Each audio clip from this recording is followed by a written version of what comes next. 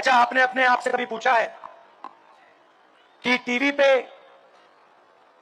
24 घंटा नरेंद्र मोदी जी दिखाई देते हैं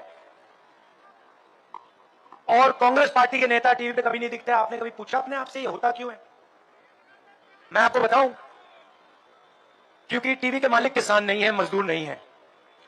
अगर टीवी वाले मालिक किसान और मजदूर होते तो 24 घंटा कांग्रेस पार्टी के लोगों के चेहरे उस पर दिखते। मगर टीवी के मालिक अडानी जी हैं,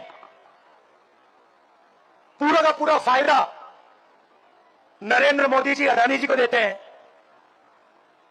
तो टीवी वाले इसलिए हमारी मीटिंग नहीं दिखाते। मोदी जी ने आपसे 15 लाख रुपए का वायदा किया था, याद है आपको? याद है? काले धन मिटाने का वायदा किया था, याद है? वायदे पूरे किए? 15 लाख आया बैंक अकाउंट में? आपके बैंक अकाउंट में 15 लाख नहीं आया। 2-3 अरबपति है, उनके बैंक अकाउंट में 15 लाख करोड़ रुपए चला गया।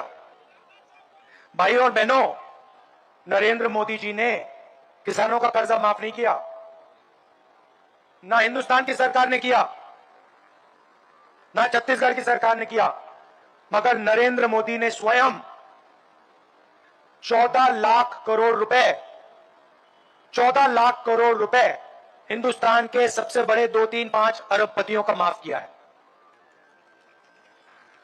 हमने भी आपसे वायदे किए थे, मैंने स्वयं वायदे किए।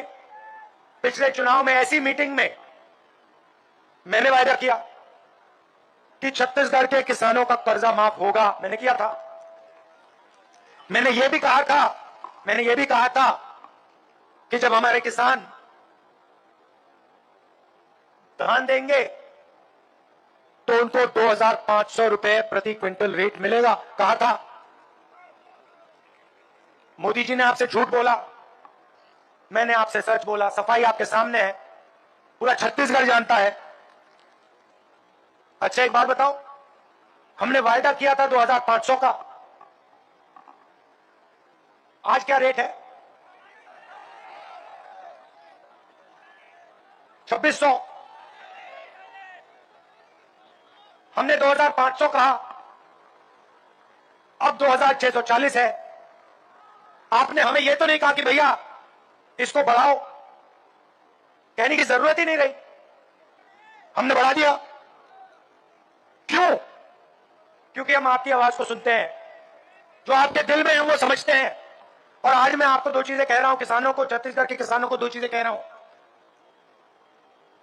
आज ये 2,640 है, आने वाले समय में ये 3,000 हो जाएगा,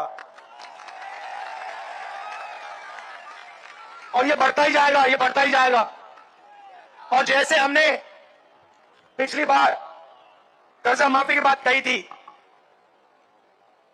चुनाव खत्म होते ही, कांग्रेस पार्टी की सरकार बनते ही पहली कैबिनेट मीटिंग में फिर से कर्जा माफी हो जाएगी।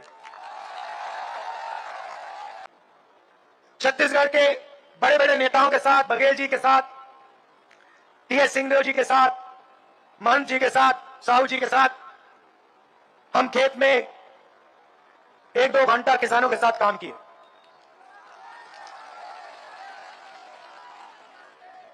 धान काटा और फिर किसानों से हमने बात की, मजदूरों से बात की।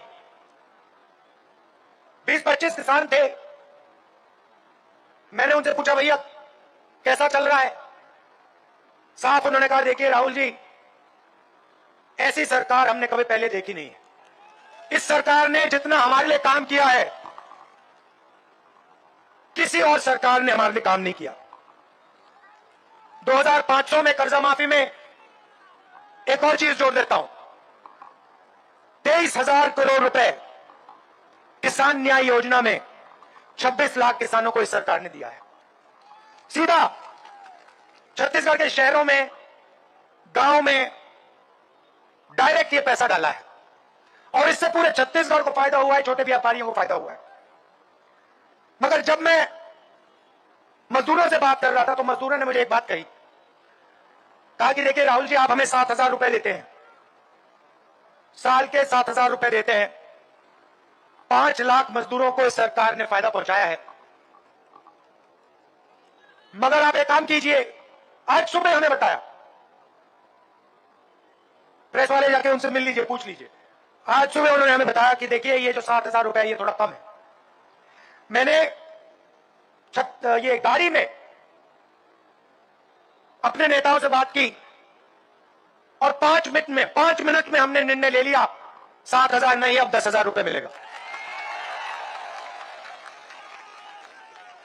मतलब 10 मिनट नहीं, 5 मिनट में ऑर्डर दे दिया, भैया 7,000 नहीं 10,000। क्यों? हम छत्तीसगढ़ के गांव में, कस्बों में, शहरों में पैसा डालना चाहते हैं, गरीबों की हम मदद करना चाहते हैं। इसीलिए दुनिया का सबसे मशहूर फाइनेंशियल अखबार है, वो कहता है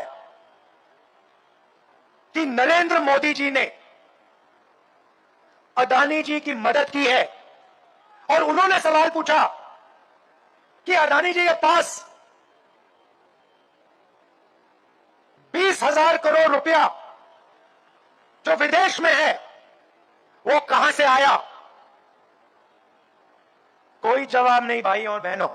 मैं आपको बताता हूं, मदद किसने की? मदद अदानी जी की, नरेंद्र मोदी जी ने की। पैसा कहां से आया? आपकी जेब से आया।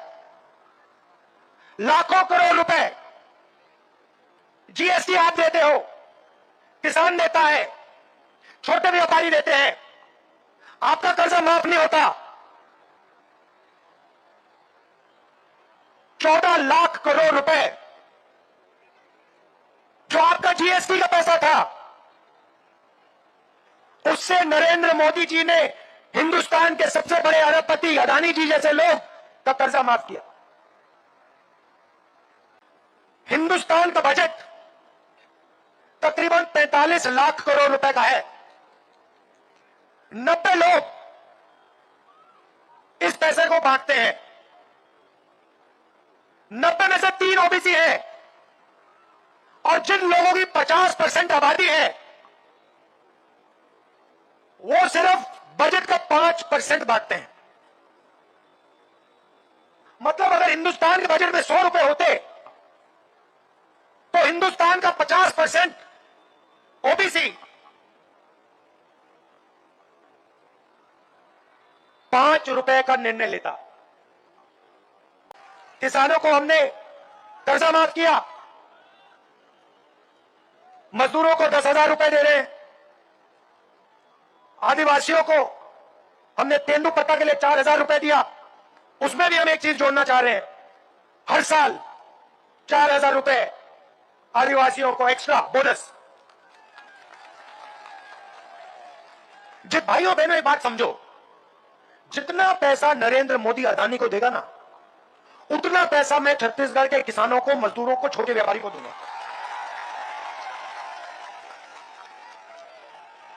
और अभी कमी क्या है? अभी दिल्ली में सरकार नहीं है, अभी हम काम छत्तीसगढ़ में करेंगे। मगर जिस दिन दिल्ली की सरकार आ गई ना, फिर देखना क्या होता है। मजाक बना रखा है। देश किसानों का है, मजदूरों का है, छोटे व्यापारियों का है। ऐसा लगता है कि भैया देश में बस 2-3 लोग हैं,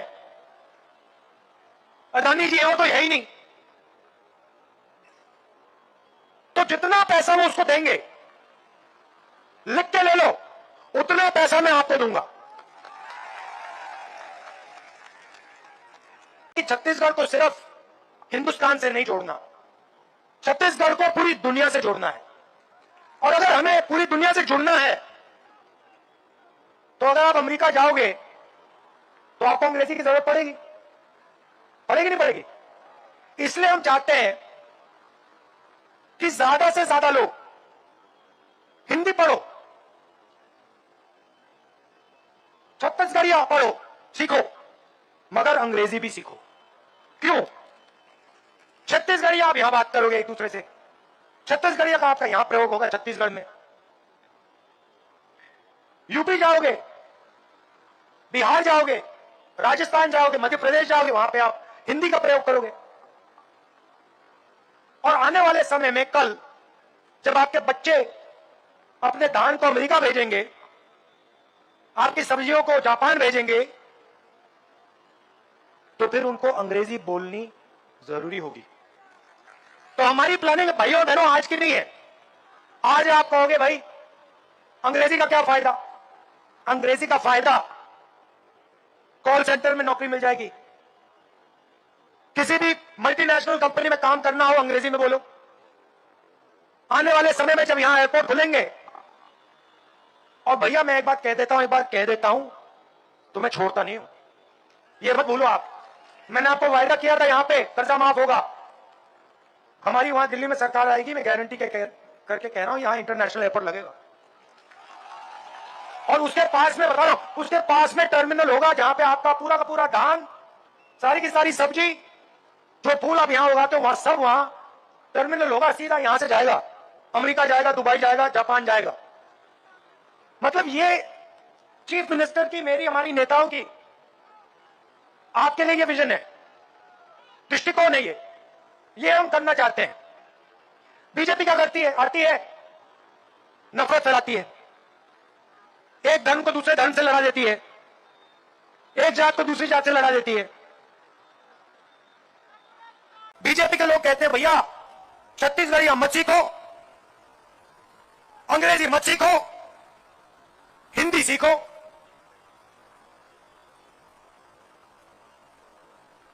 छत्तीसगढ़िया को